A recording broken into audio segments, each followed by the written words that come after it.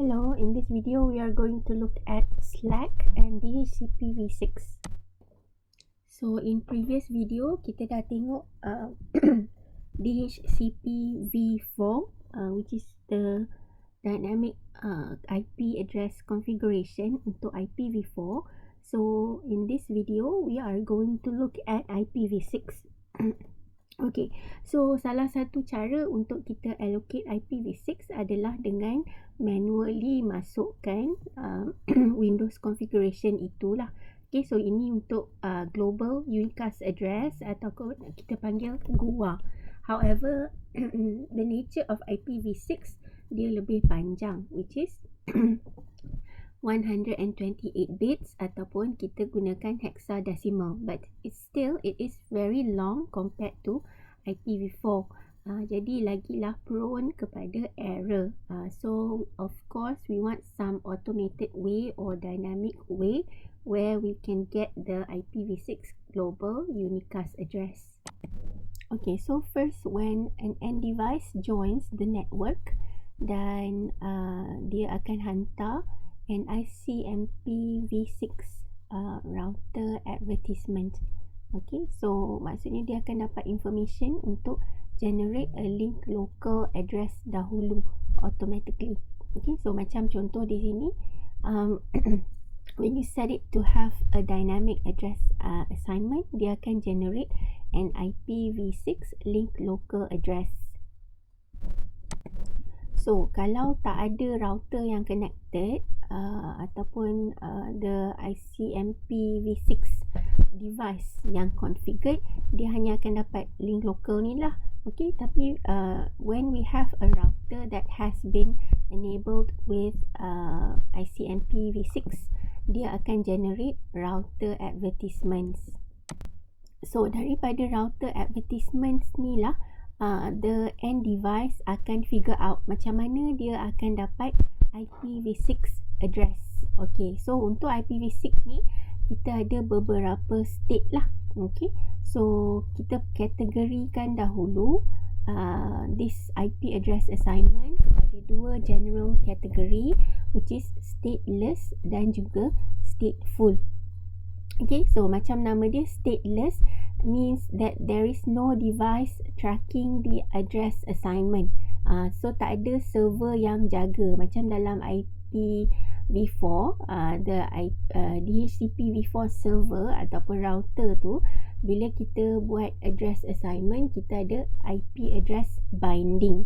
Okay, so untuk V6, IPv6, kalau dia kita configure sebagai stateless, dia tak keep track. That it doesn't keep the address binding in a particular data structure.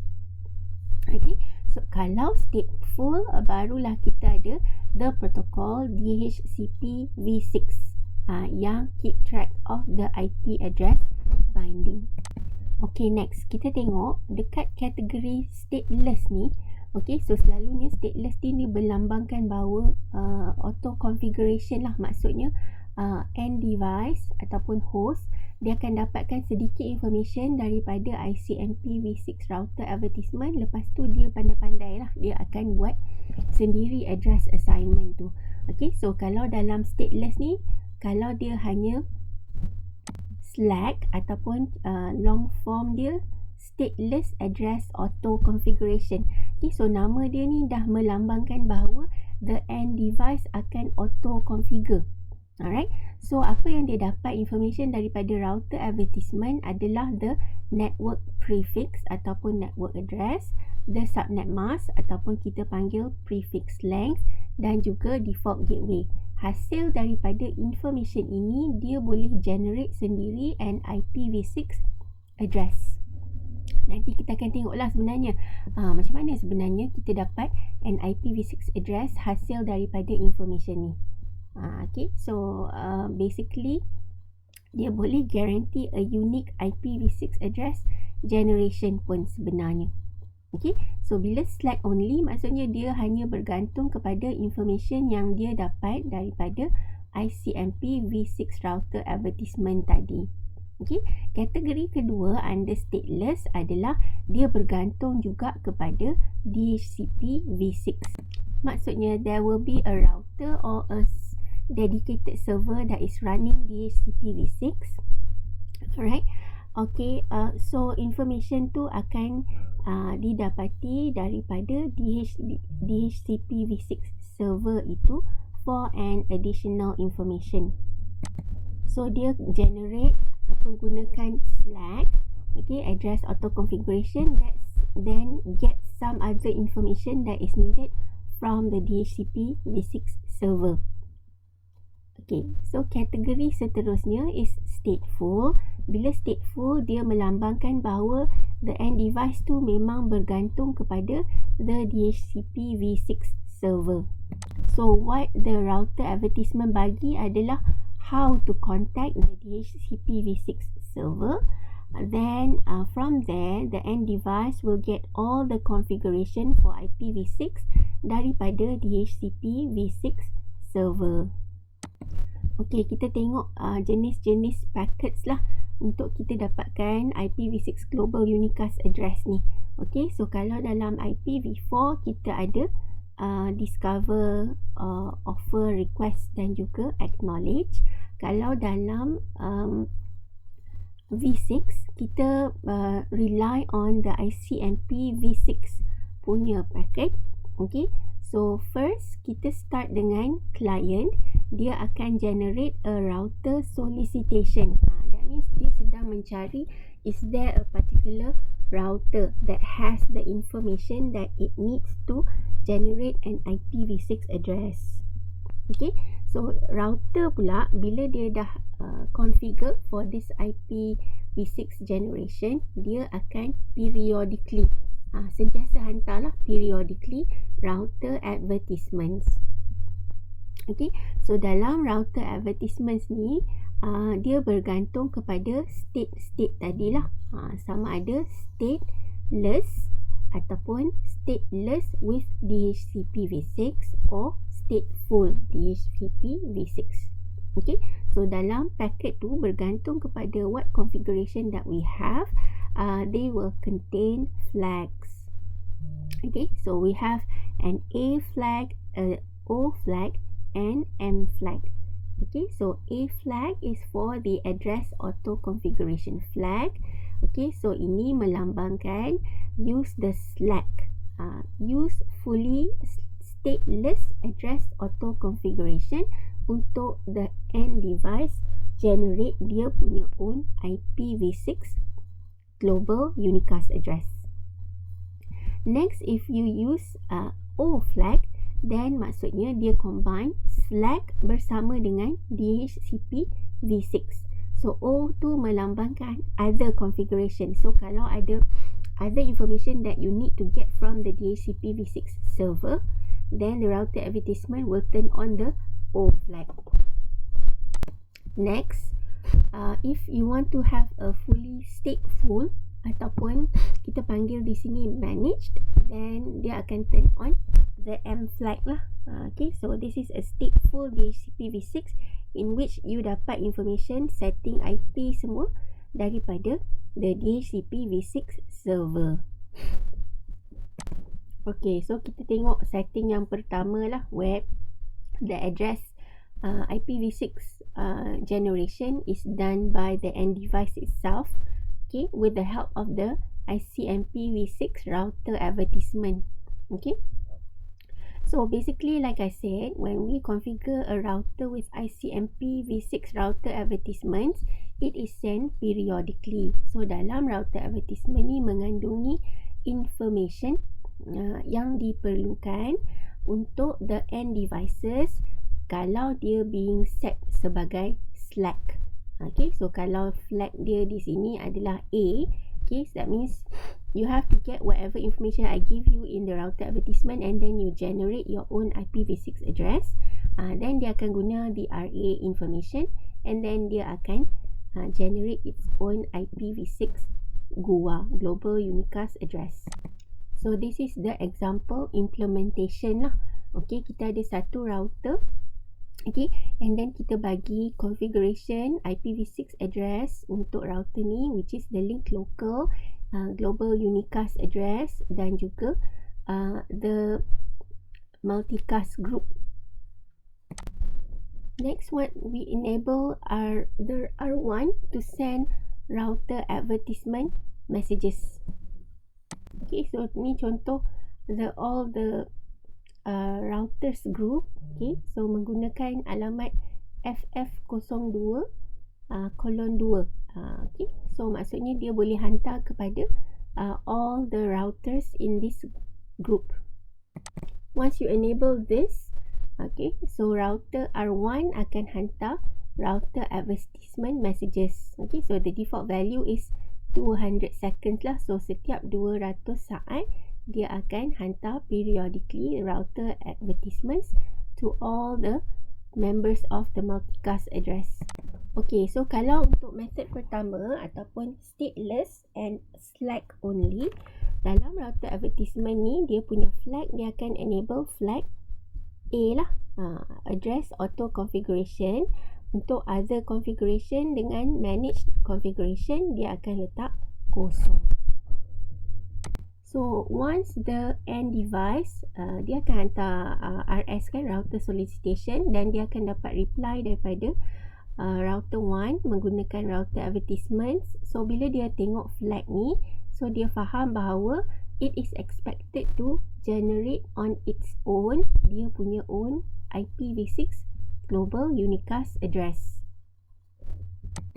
Kemudian bila dia ada this IPv6 global unicast address, the other information dia akan masukkan lah dekat setting. Information ini dapat daripada the router advertisement, for example DNS server, default gateway information dan lain-lain. So kita boleh verify whether that end device dah dapat the correct information using the command ipconfig. Okay, so like I said, bila dalam SLAAC sahaja, flag dia A, maksudnya end device tu kena generate dia punya own IPv6 address, dan kita mesti make sure dia adalah unique. Okay, so apa cara dia? Inilah cara untuk the end device to generate an IPv6 global unicast address. Okay, so cara yang pertama, very simple, it is randomly generated by the client operating system. Okay, so like the slide says, it's now used by Windows 10 host. Okay, cara yang kedua adalah menggunakan protokol EUI64.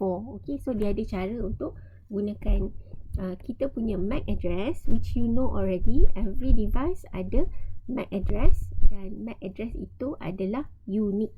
Jadi dengan sendirinya daripada MAC address ini kita dah guarantee uniqueness. Cuma MAC address adalah 48 bit. So macam mana kita nak kembangkan dia menjadi 128 bit? Okay, so macam mana adalah kita insert the hexadecimal value FFFE in between the 48 bit MAC address. Okay, so FFFE ni 4 kali 4 kan, 16. 16 jadilah cukup sebanyak 64 bit untuk host address. Okay, so IPv6 address ada 128, net ID 64 bit, host ID 64 bit. Jadi yang 64 bit tu yang perlu unique. So kita kembangkan daripada 48 bit MAC address, masukkan ataupun tambah FFFE which is 16 address, jadilah dia 64 bit. Okay, so MAC address tadi sepatutnya dah unique. Okay, but once it generates the IPv6 address, maksudnya dia generate the host ID tadi, dia boleh check sama ada there is an IP address duplicate. So kita panggil ni duplicate address detection. Dia akan hantar something called a neighbor solicitation message. Okay, so dia pun letaklah dia punya last 24 bits of its own IPv6 address. Okay, dan kalau ada persamaan, ada devices dia akan hantar neighbor advertisement lah. Maksudnya kalau ada, itu maksudnya address conflict. Kalau tidak ada jawapan, that means you can straight away use your host ID tadi. Kalau ada kan, kalau katalah dia konflik, that means you can revert. Dalam operating system, dia boleh revert balik kepada randomly generated IPv6 address. Okay, so perlu diingat, just a note here, this mechanism or duplicate address detection ni is not required. So like I said, bila kita gunakan MAC address sebagai basis, jadi MAC address is already guaranteed to be unique. Macam content ni bagi tahu, it provides 18 quintillion possibilities. Jadi tak mungkin ada persamaan lah. Cuma you can turn on the duplicate address detection if need be. Next, kita tengok pula combination of SLAAC bersama dengan DHCPv6. So, ada dua kemungkinan bila kita gunakan DHCPv6 ni adalah bila kita identify as stateless plus DHCPv6 ataupun stateful DHCPv6. Okay, so either way, tadi kita faham bahawa it starts with the client ataupun end device sending a router solicitation, and then it is answered by the RA. Okay, so then after that, when we need some DHCPv6 assistance, okay, so dia dapat ni daripada flag tadi, okay, then the end device will send a DHCPv6 solicit message. Okay, so ni lebih kurang macam discover offer request dengan acknowledge lah, cuma nama dia berbeza. So now it is solicit, advertise, then request or information request, and also reply. Dalam contoh ini, okay, so topology dia DHCPv6 is on a dedicated server. Alright, so first dia join the network, it will send a router solicitation. The router will send router advertisement. So let's say dalam flag di sini dia akan kata O is turned on, A is turned on. So maksudnya end device ni kata, oh, I need to gather other information from a specific DHCPv6 server. Okay, so dalam router advertisement ni akan ada information lah, server mana, what is the IP address that should be contacted. Okay, alright, so for example here, dia bagi tahu UDP destination port 546, okay, dan juga 547. For client to server is 547, for server to host ataupun client 546. Alright, jadi dia dah dapat information ni daripada router advertisement dengan kata O flag is turn on ataupun O flag is 1. So dia contact lah server dengan menggunakan DHCPv6 solicit message. That means I am trying to solicit further information about the network so that I can configure my IPv6 settings. So DHCP server pun akan hantar jawapan menggunakan advertise. Okay, so these are the information should you consider to accept. So kalau dia nak accept, dia akan gunakan request. Okay, and then the V6 server will acknowledge menggunakan a reply message. So kalau dia adalah stateless macam nama dia, so the DHCPv6 server tugas dia hanyalah untuk hantar the additional information. Dia takkan keep track of the IPv6 address binding. Okay, so how do we want the router to send a stateless DHCPv6? Command dia adalah IPv6 ND for neighbor discovery, and the flag is other config flag.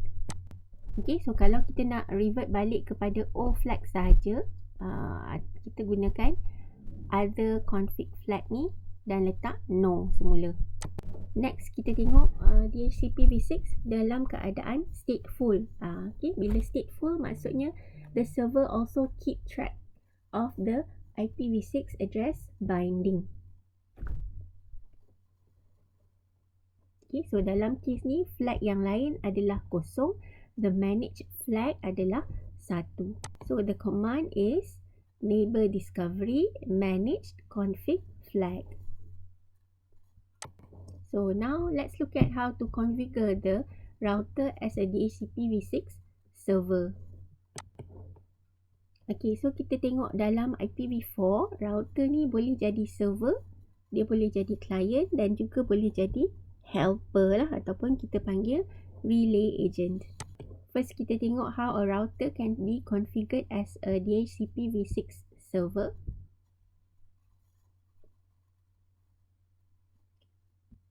First, we enable IPv6 routing using the IPv6 unicast routing. And then, macam IPv4 juga, kita kena define a IPv6 DHCP pool. Alright, so create a pool and give it a name yang very descriptive lah, saya suggest. And then, we include other information lah. Other information ni contoh macam DNS server IP address and the domain name. Then kita bind the interface to the pool. Maksudnya interface yang nak menghadap kepada end device yang akan terima the IPv6 tu, and then bind that particular interface to the pool that we have created. Okay, so now we want to make the router as a DHCPv6 client. Okay, so sama case lah macam dalam IPv4. Let's say we want to get dynamically IP address configuration from the ISP. Okay, so the first step again, we must enable IPv6 unicast routing, and then we get the interface headed to the ISP untuk create dia punya own logical link address. Okay, gunakan command IPv6 enable. Okay, maksudnya kita turn on that interface, then dia akan dapat LLA lah, link local address. Then kita kata dia akan jadi client dengan gunakan command IPv6 address auto config. Okay, so macam ni kita nak kata dynamically get the IP lah. Okay, so how we want to verify is using the show IPv6 interface brief and also IPv6 DHCP interface. Next is the configuration of router as a relay agent. So, lebih kurang sama macam IPv4 except the keyword is different. Kalau dalam IPv4, it's a helper address. Untuk v6 is basically relay destination. Okay? Konsep dia masih sama. Kita letakkan dekat interface yang menghadap kepada the end device yang akan request IP address. And then, kita kena letak the IP address of the DHCPv6 server. So in this case, this is the server. So we put the IPv6 address for that particular server. We can verify using show IPv6 DHCP binding and also show IPv6 DHCP interface. Okay, so that's it for SLAAC and also DHCPv6.